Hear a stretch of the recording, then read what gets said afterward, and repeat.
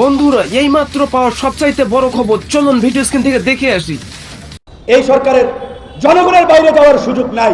জনগণের বাইরে গেলে, জনসমর্থনের বাইরে গেলে তারা এক সপ্তাহ টিকে থাকতে পারবে না। একজন ব্যক্তি যদি আমৃত্য দলের সভাপতি চেয়ারম্যান থাকেন, তাহলে তো তার মধ্যে ক্ষমতার লোভ মোহ পেয়ে বসবেই। রাষ্ট্র সংস্কারের পাশাপাশি রাজনীতির সংস্কারও জরুরি, রাজনৈতিক দলগুলোর সংস্কারও জরুরি। রাজনৈতিক দলগুলোর মধ্যে যদি গণতান্ত্রিক মূল্যবোধ না থাকে, রাজনৈতিক দলগুলোর অভ্যন্তরে যদি গণতান্ত্রিক চর্চা না থাকে, একজন ব্যক্তি যদি আমৃত্য দলের সভাপতি চেয়ারম্যান থাকেন, তাহলে তো তার মধ্যে ক্ষমতার লোভ মোহ পেয়ে বসবেই।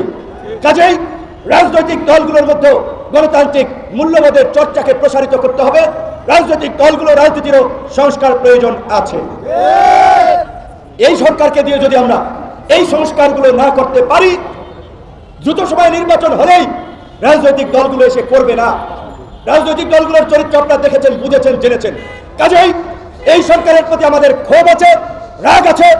প্রয়োজনে সরকারের বিরুদ্ধে আন্দোলন করব, আমাদের দাবি আদায়ে বাধ্য করব, কিন্তু এখনই এই সরকারকে ফেলে দিতে হবে, এই সরকারকে চলে যেতে হবে, এই লাইনে যাওয়া যাবে না।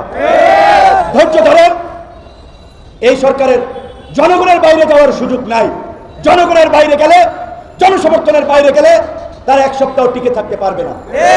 এটা তারা ভালো করেই বুঝে, এবং সরকারকে বুঝতে হবে কারা তাদেরকে নির্বাচনের জন্য চাপ দিচ্ছে আর কারা তাদেরকে সহায়তা করার জন্য প্রস্তুত আছে।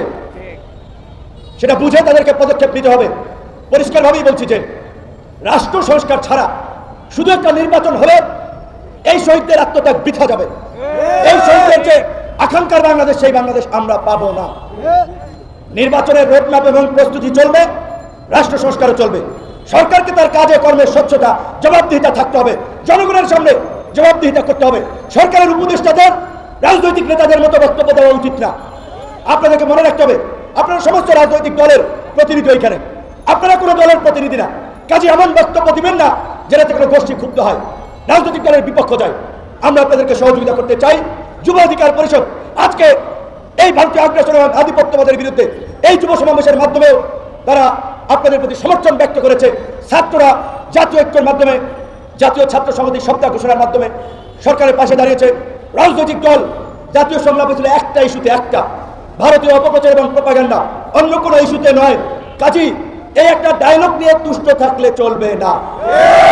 বিভিন্ন ইস্যুতে ডায়লগ করতে হবে, আলোচনা করতে হবে এবং সমাধানে পৌঁছাতে হবে। এটাই সরকারের প্রতি আমাদের আহ্বান।